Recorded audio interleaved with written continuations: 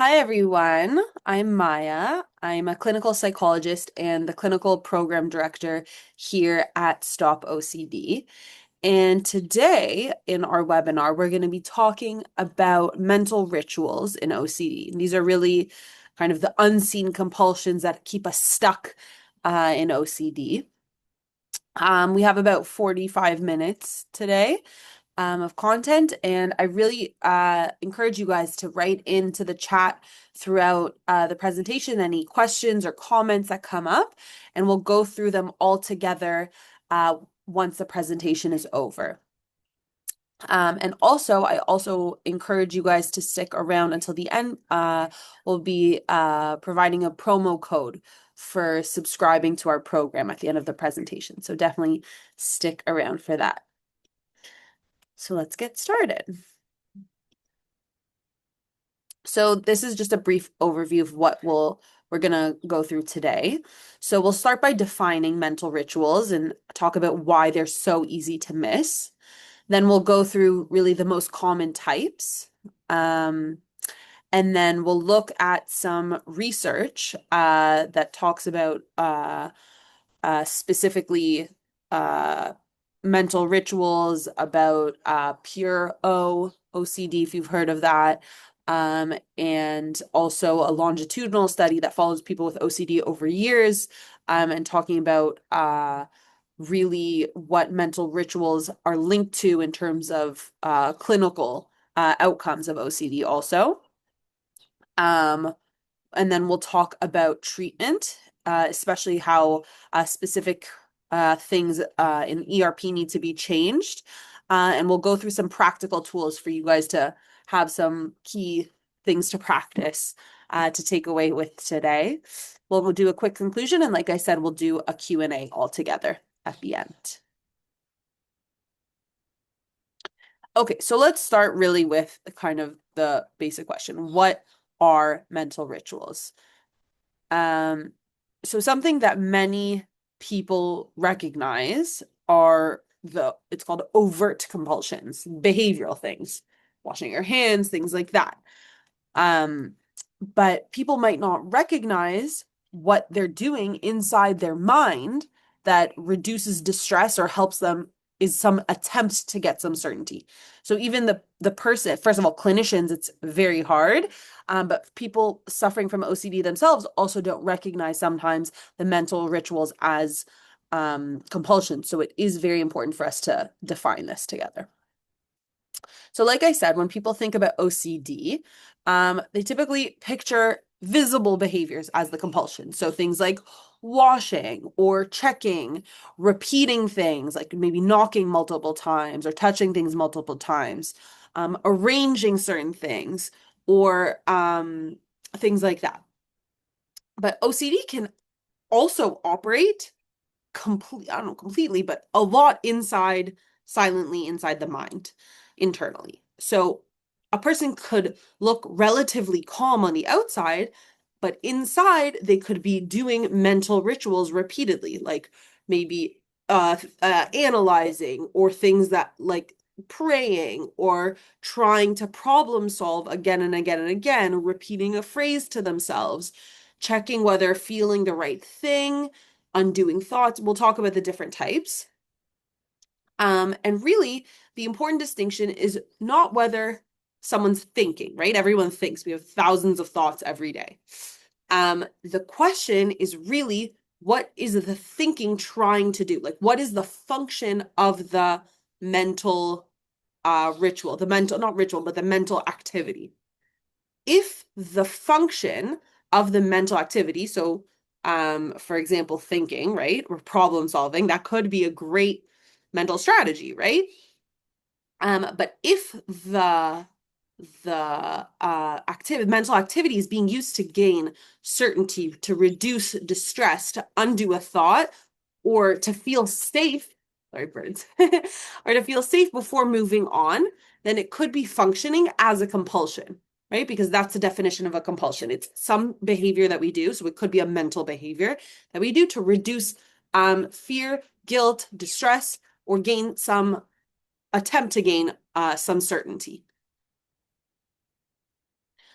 So why are mental rituals so easy to miss? Because they don't look like behaviors, right? They might not be any washing or tapping or checking that somebody else can observe. And also, they might feel completely reasonable, right? Because a person might think to themselves, okay, I have to figure this out because it's really important. It matters to me. Or something like, I have to make sure that this isn't dangerous or I'm not dangerous. Or I have to pray correctly, right? Because this thought that I had was unacceptable. So these are all different type examples of mental rituals. And they often show up around shame-based themes. That's a lot of OCD in general, things like harm, sexuality, religion, morality, relationships. Those are all the classic shame-based obsessions. And because these themes, like these obsessional themes, can feel embarrassing or really scary to share them or disclose them with other people, then people may not mention them unless they're asked very carefully and sensitively, but asked in a very direct way because other people can't see them. And because it's so, they're often filled with so much shame, many people don't want to talk about it. Okay, so like I said, we mentioned a few, but let's talk about the most common forms of mental rituals. And I just want to preface this by saying these categories aren't rigid. First of all, many people experience multiple types, and often they also overlap. These aren't like, but often just having a name for a pattern can sometimes help people recognize what's going on and recognize what the OCD is asking them to do internally again, right? Like that's a common thing that we like to do is to externalize the OCD and say this is my OCD talking to me right now. It's not me, it's not my personality, it's not my natural thinking pattern. This is the OCD kind of hijacking. Okay. So mental checking is one of the most common forms of mental rituals. So instead of checking something in the outside world, like whether the stove is on or off, the person checks something internally. So they might check a memory, whether they remembered something correctly. They could check a feeling, whether you felt the right emotion, an intention, whether you really meant that, or a body sensation. So for example, you think, did I really mean that thought? Did I really feel love, true love when I looked at my partner? Did I feel aroused? If we're talking about morality, did I feel guilty enough? Responsibility and harm, did I accidentally cause harm? And really, one of the biggest problems here is that the more that someone checks internally, the less clear things often become internally. And then your feelings, it's harder to trust them, and your memories feel less stable, kind of. And then it's a endless cycle. The person becomes more and more dependent on checking, right? It's like the same exact thing with the OCD cycle with external or overt compulsions with covert compulsions or the mental rituals, right? It's the same idea of the OCD cycle. So mental reviewing and rumination, it's when a person replays past events in an attempt to, again, this is the point that we have to always differentiate, with the attempt to reach some element of certainty or to gain relief. So it might mean replaying a conversation again and again, maybe to check if they sounded rude. It could be maybe reconstructing a drive that you did to make sure that you didn't hit somebody. Maybe reviewing a memory also to check whether something inappropriate happened. And rumination is similar, right? Rumination is the idea that you're spending a long time trying to understand why something happened, why a thought happened, what it means, whether it reveals something about me, whether it could be true. And again, this is really the OCD trap, is that OCD isn't satisfied by analysis. And each time you enter into that loop, we're strengthening the OCD, we're feeding the OCD monster.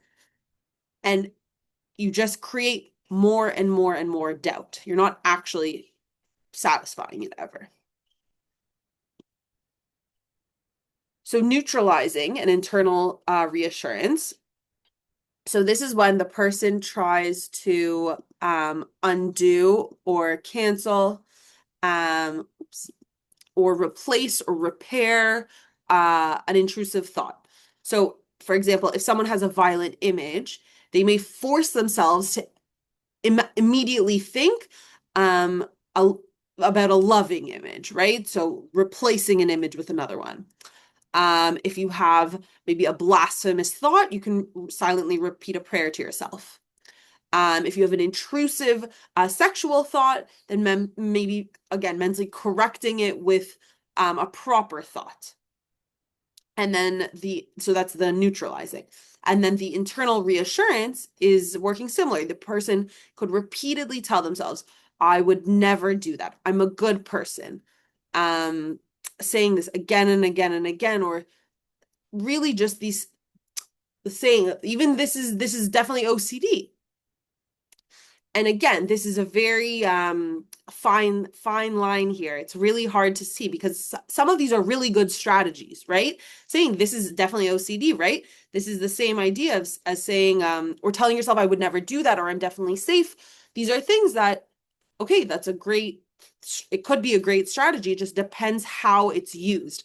If it's used in a brief way to kind of orient yourself, but if they're used repeatedly over and over and over again, and they're used with the goal of eliminating the fear, then that's part of the OCD cycle.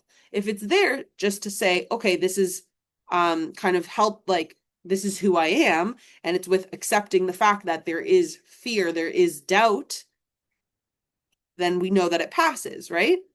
But if it's done repeatedly, that's when you know it's a mental compulsion. So the last category that we're going to talk about is testing, testing feelings and reactions. So testing, these again can happen across all different types of OCD subtypes. So for example, whether the right feeling is there. So that's very common in relationship OCD. So a person may look at their partner and check internally if they feel enough love, or think of an image, bring to mind an image, and then test whether they feel enough disgust or guilt, or if they feel attraction, or if they don't feel attraction, or if they feel anxiety. And it's this idea of monitoring often your bodily sensations to see whether something means something, right? And a big issue here is that feelings don't behave naturally when we're testing them, when we're under pressure. And again, it's this idea that the more someone checks their feelings and tests whether they're the right feeling, the right feeling is there, it almost makes it more artificial. And then it's confusing. And the feeling, it just confuses the whole feeling. And it makes it much, much harder. Okay, so now let's talk about some interesting research.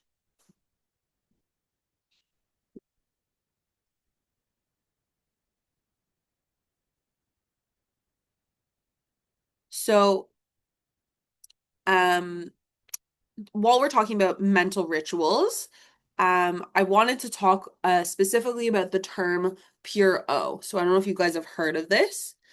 So pure O is often used to describe a subtype of OCD where a person seems to have intrusive thoughts or only obsessions without compulsions, without any obvious compulsions, okay?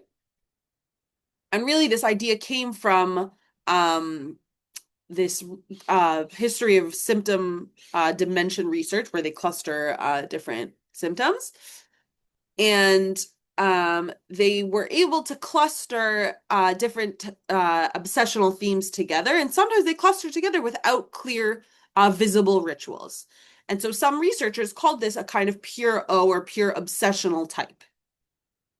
But really, this raises a very important clinical question: are these really is this really happening with obsessions without compulsions, or are the compulsions here just really being missed? Are they hard to detect? And so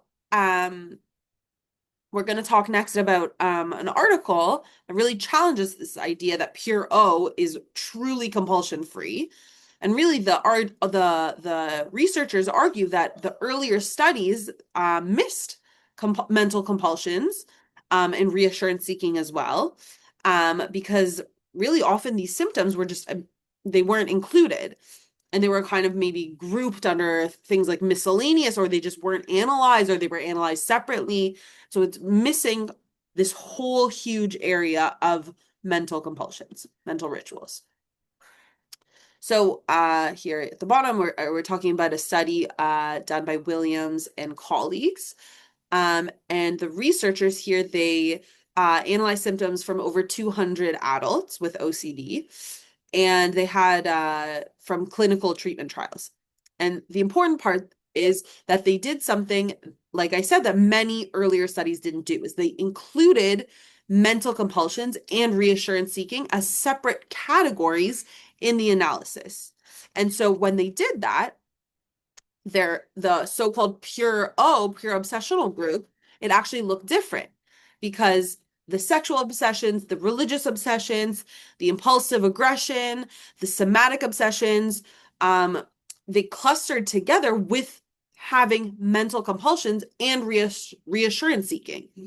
And then really the authors called this factor the taboo or unacceptable thoughts, which are mental rituals, right? And so really the point is, it's not just semantic calling it pure O, because if we assume that there's no compulsions, it means that we might miss these mental rituals that are actually maintaining and fueling the OCD cycle. So it's really important that we as clinicians, we as researchers, that we understand that this is something that we need to ask about. And it's really important. We'll talk about it later with treatment. So this is kind of I took a screenshot straight out of the paper, the article. Really, this is the clearest kind of part for our purposes. So like I said, is they looked at people with different primary obsession types. You can see that on the left. And they asked how often did they also have mental rituals or reassurance seeking behaviors. And you can see that the results are very high in these taboo or unacceptable thought categories, which are, for example, 64% of people with primary sexual obsessions had mental rituals. That's a lot. 51% with this impulsive aggression, 45% religious obsessions, 44% somatic, and then the obsessions are only 16%. So really, this gives us a practical takeaway that when somebody presents with having these taboo, intrusive thoughts, we shouldn't assume that there's no compulsions. We should really be actively looking and assessing for mental rituals, for reassurance seeking, things like confessing or reviewing, self-reassurance also. So these are really important. So another study done by Sibrava and colleagues, they tried to help understand how common mental rituals are, and to connect it to the clinic, why it matters clinically. So like I said, this was a longitudinal study, and it followed 225 adults with primary OCD over 4 years. So this is really important because it's not like a one-time survey. It looked at OCD symptoms over time. So one really important finding was that mental rituals weren't rare. About almost 13% of the sample of the 225 adults had mental rituals as a primary compulsion. That's huge. Another 20% had current mental rituals, but they weren't there, even though they weren't their main symptom. Another 16% had mental rituals in the past. So if we take this all together, almost half of the sample had some history of mental rituals. So this matters really, again, clinically, because if we are only asking about these overt compulsions, these visible compulsions, we may miss a major part of the OCD cycle. And then another interesting finding is that really something that I read was that one person in the primary mental ritual group had mental rituals as their only compulsion. So it's not really a pure O group like we talked about before. The compulsions were still present, but again, it's that they were hidden. So important in that way too, to connect them.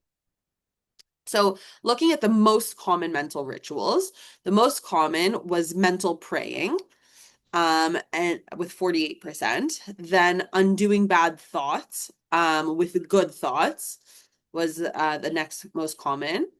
Then repeating phrases or mantras and also mental checking. That was 13.8% each. And the most common obsessional themes that they reported were connected to responsibility for harm, as well as blasphemy. So, like we said earlier, these are really things that have a lot to do with shame. And again, it has to do with fear of disclosing and fear of talking about it. And so that's why it's so important for clinicians to ask about things in a very direct way, but also a very non-judgmental, very open and accepting way.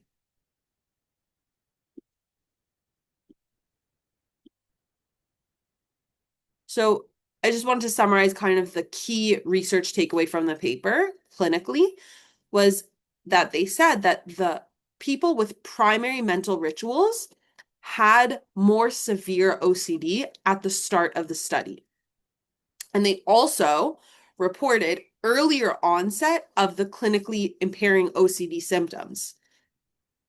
And also very importantly, that over the 4-year follow-up period that they were following these patients, was that they spent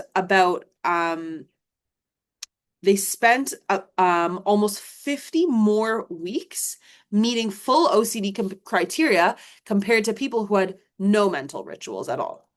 And so that's a lot. That's almost an additional year.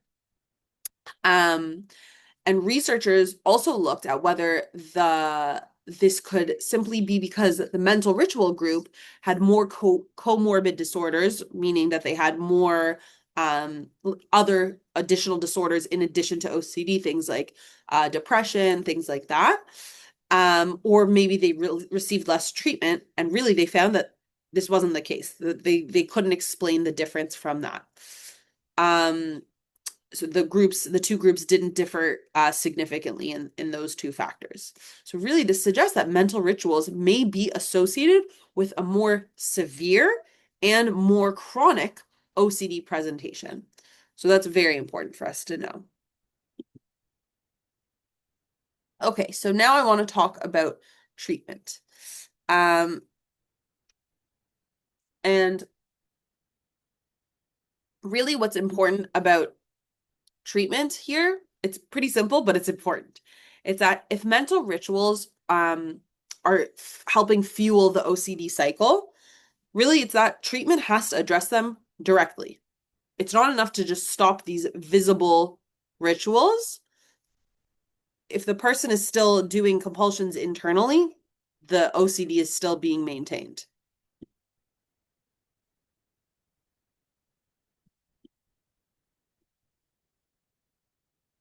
Okay, so let's talk about ERP. So first of all, ERP stands for exposure and response prevention.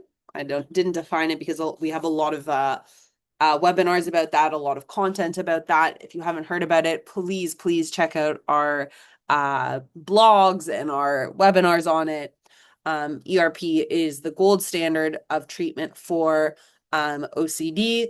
This is what we use at our program at Stop OCD, mixed with acceptance and commitment therapy, but this is definitely the core of our treatment. And essentially, in exposure and response prevention, we have two parts. We have exposure, in which we help the client expose themselves to their triggers and to their obsessional themes, and help them stay with the feelings of uncertainty and doubt and fear and distress that arise from it. And additionally, we have the response prevention part, which is preventing the compulsive response. And what's especially important here is that ERP isn't only about stopping visible rituals. A person could look from the outside like they're doing an exposure correctly. They could be touching something that feels disgusting to them. They could leave the house without physically going and checking the stove. They could be doing these things and look from the outside calm, or not doing or preventing their compulsive response. But if they're doing the exposure, they're touching the, I don't know, toilet seat, or they're leaving the house without physically checking the stove. But if they are mentally praying, mentally reviewing, mentally neutralizing, doing self-reassurance throughout the exposure, then the exposure probably won't work as it's intended, because internally you're still avoiding the fear. You're still trying to escape the fear and still trying to gain some certainty. So again, with mental rituals, response prevention really has to include the mind. And this is it sounds almost confusing, because you can't force the mind to be blank. That's impossible, right? We can't just have a blank screen. Unfortunately, that's not how our minds work. Really, the goal is to notice the mental kind of move that OCD wants you to make, and practice not giving into it, not completing it. It's essentially it's preventing the response in your mind as it's happening. So for visible rituals, like I said, response prevention could be not washing, maybe not checking the door, not asking someone externally for reassurance. But for mental rituals, it's more subtle. It means not reviewing the memory again, not replaying the conversation again, not testing whether you feel love, maybe not proving to yourself that you actually are a good person, not replacing the thought with a better thought, with a safer thought, and not maybe seeking the internal all clear, checking that the thought feels kind of resolved. And this is really hard, because the mind could keep producing this urge. This is the OCD. But again, the practice is to allow this exposure practice is to allow this kind of unfinished feeling to remain without performing the ritual, even if it's mental.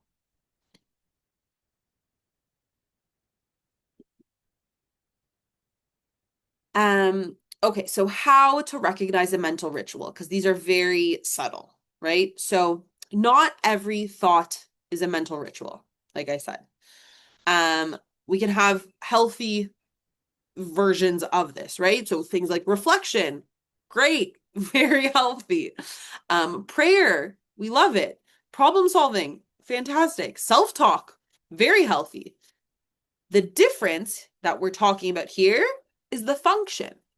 If the mental activity is repetitive, if it's urgent, if it's driven by distress, if it's the goal is to get relief or to gain some element of certainty, then you need to ask yourself if it's functioning as a compulsion. So, a good question that I like to use is, would I be doing this right now? Would I keep doing this if I weren't anxious? Would I keep thinking that?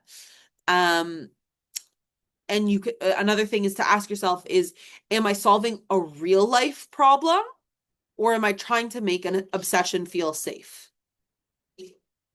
And then these are some other ones. Am I trying to gain certainty? It's a good one, but it's also sometimes hard with kind of a bigger one. Am I trying to feel safe, clean, or forgiven? That's very specific with the obsessional theme. Am I trying to undo or cancel a thought? Because that's just a very common mental ritual, like we said. Okay, so now I want to go through some practical tools, and then we'll do a quick practice together.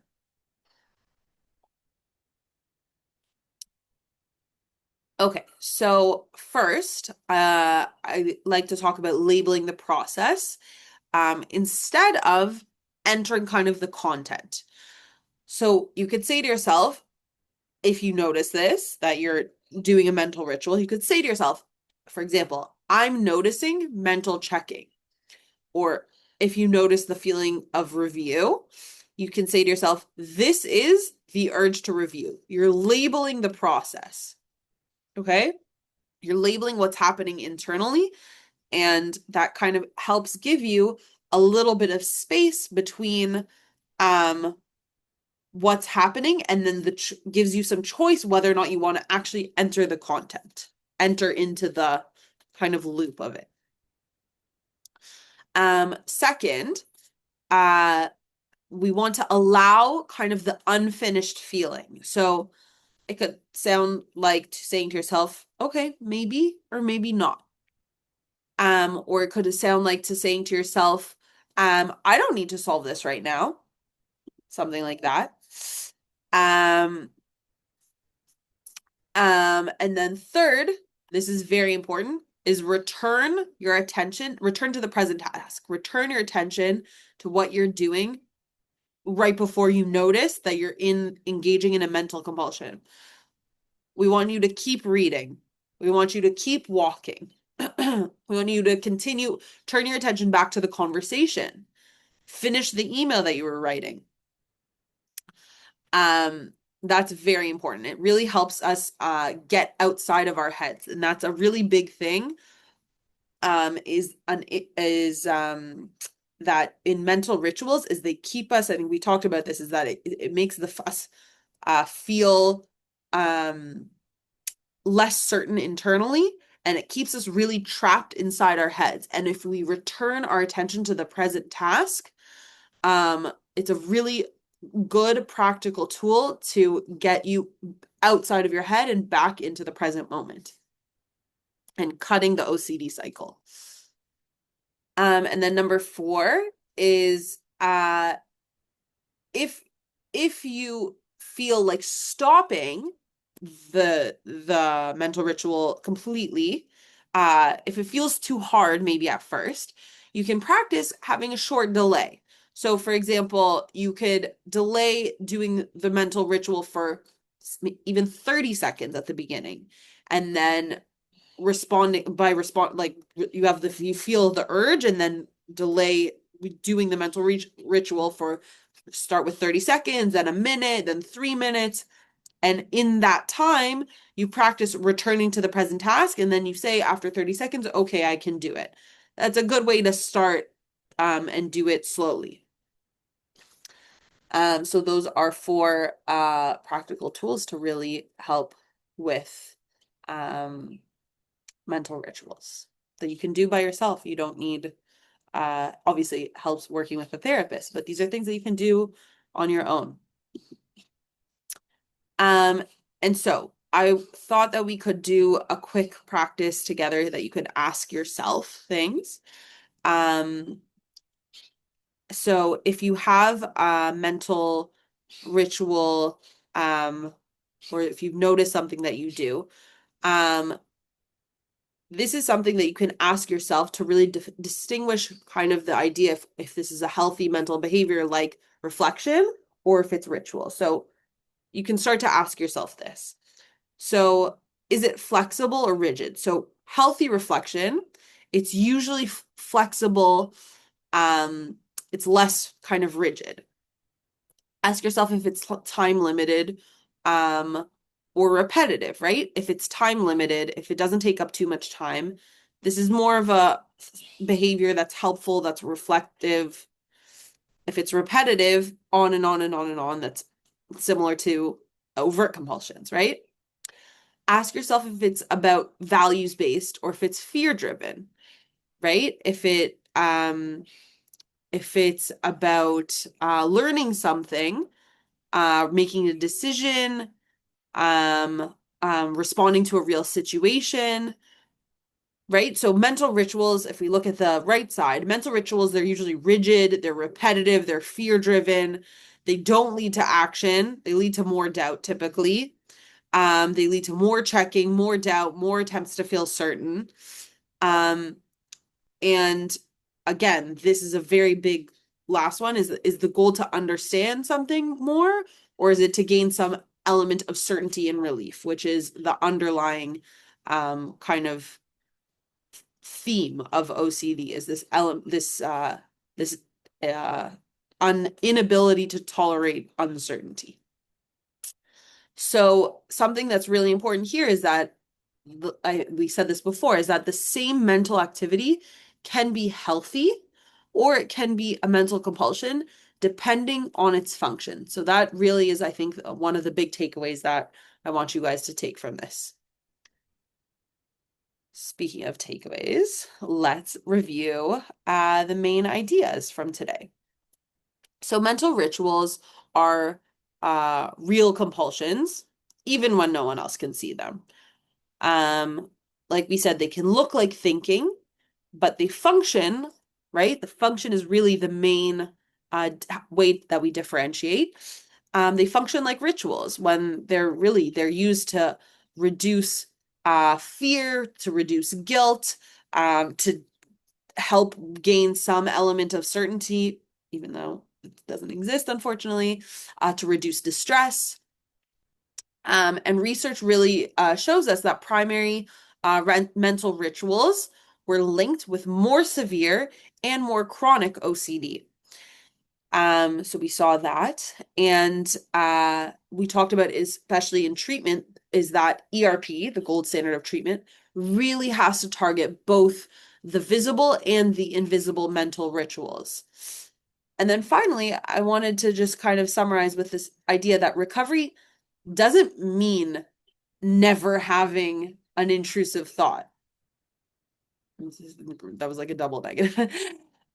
Recovery means that you might notice that you have this urge to solve something, to check something, to undo, to neutralize, right? All of these mental rituals that we talked about, to notice that you have the urge and then learn and kind of accept that you can move forward without completing the ritual, right? It doesn't mean that you're gonna live life without having urges. We all have urges.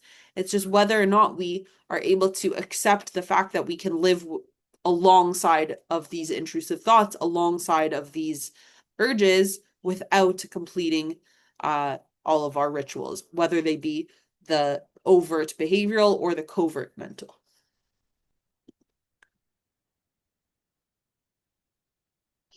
So we have a lot of free resources here at Stop OCD. I mentioned some earlier talking about our webinars. So like I said, we have lots of past webinars that are available all on our YouTube page. This recording will be there shortly as well. You can also visit our website, stopocd.com. And I also really encourage you guys to follow us on social media for more information, for more support. There are really, really great resources there that can be helpful to continue to learn about OCD, about treatment, about ERP, like I said, and other related treatment tools.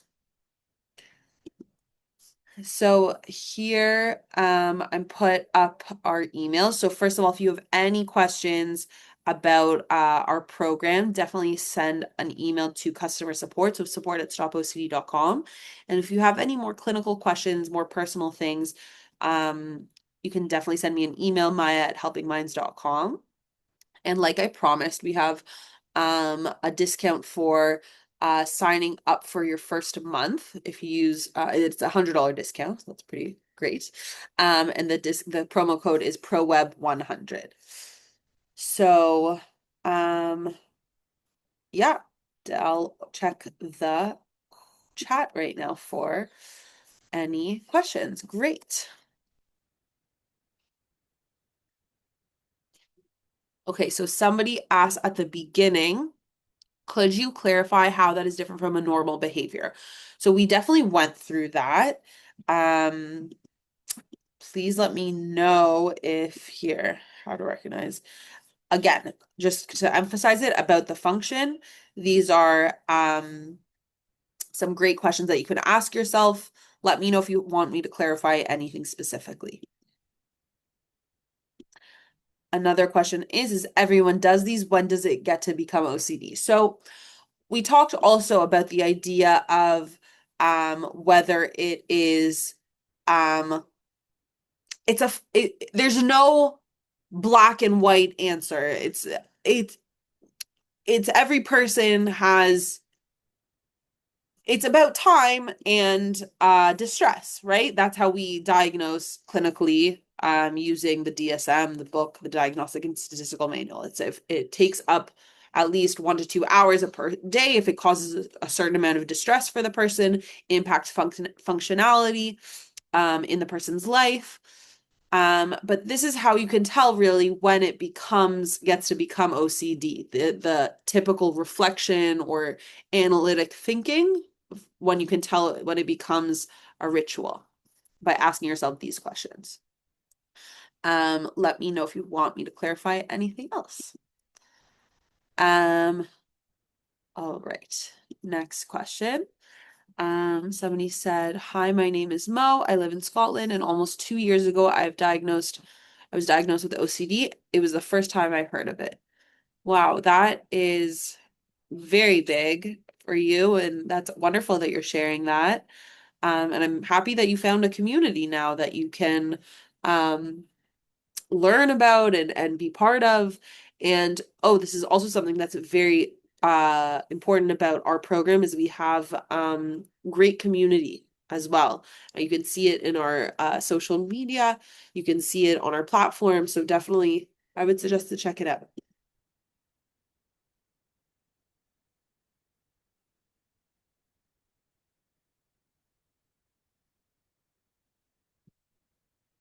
Um, what is the difference between taboo and sexual shame of shouting, making shameful remarks near children or any other group? Um, Good question. What is the difference between taboo and sexual shame of shouting? I think typically when we say taboo, yeah, again, like I said earlier, the categories aren't very strict. It's just ways that we like to name things in order to give us everybody, clinicians, people dealing with OCD, a language, a common language in order to talk about. So taboo thoughts, it can be sexual language. It could also be urge to make shameful remarks near people or shouting things. Um, it definitely is blurred there. There is overlapping there's overlapping OCD themes there.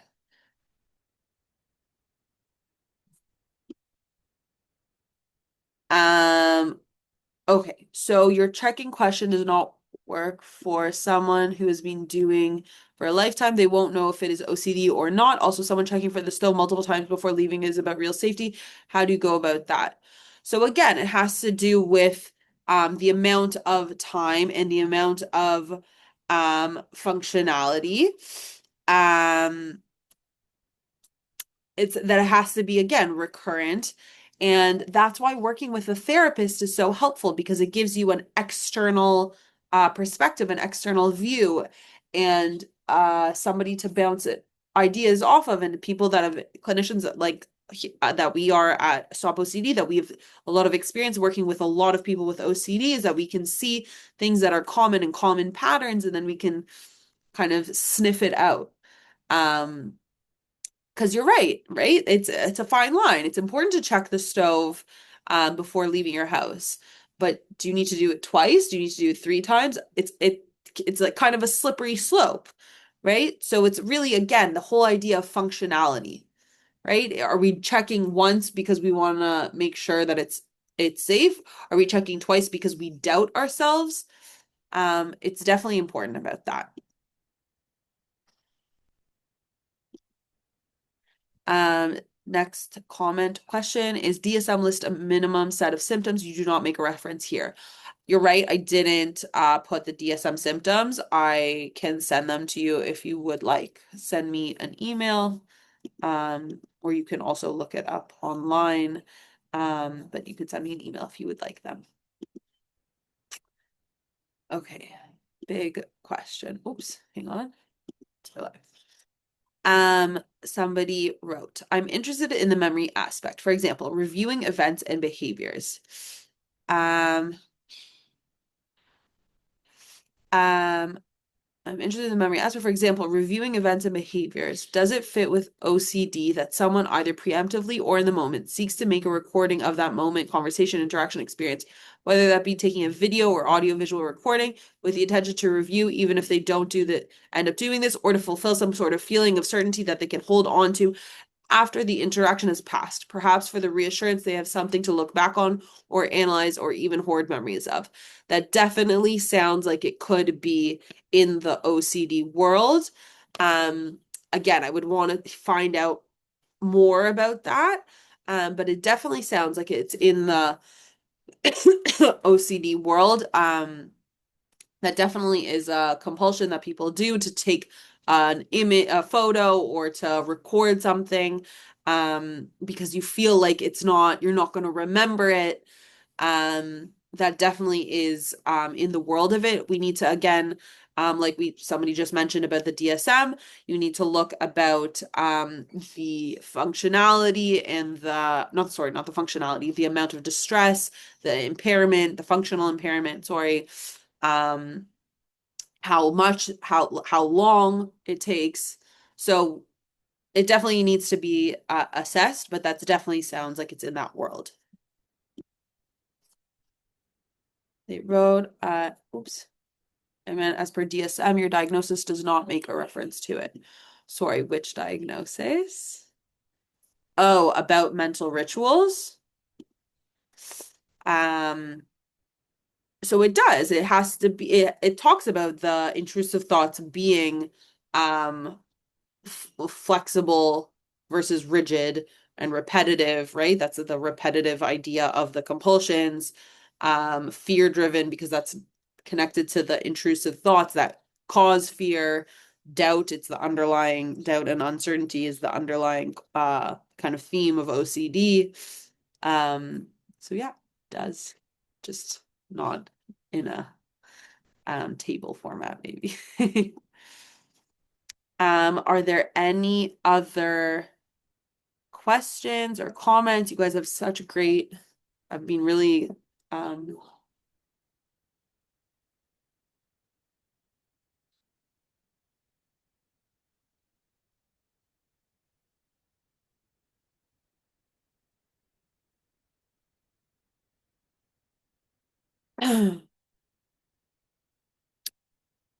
oh, great. Okay, another question is, what is the relationship and distinction with OCD and obsessive compulsive personality disorder, OCPD?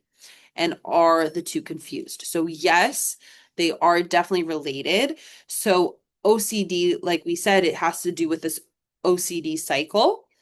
Talking about, you have these intrusive thoughts that cause intense distress, fear, and then they lead to repetitive attempts to reduce that distress and fear by doing forms of compulsions, but whether they're mental or behavioral overt compulsions. And that actually in the long term fuels the cycle and keeps us trapped in the loop and causes more and more uncertainty and doubt, and ultimately leads to more intrusive thoughts. When we talk about OCPD, the personality disorder, that talks more about personality traits. So things, and it's interesting because it is also associated with OCD, but it has to do with more pervasive elements of the personality. So things like perfectionism, things like rigidity, right? And these are things that are more pervasive in the personality and lead to an ultimate personality disorder. So they are different. I think we have a webinar on that. If not, that's a very good topic, and I will suggest that one of us do that. Um, but I believe that we have one. If not, we have something about OCD and comorbidities. But yes, great question. All right, so if there's nothing else, I'm going to stop the recording and we'll send this out to everybody. And thank you all so much for all of your participation and your questions. Here, I'll put the emails up again. And thanks everybody so much for joining.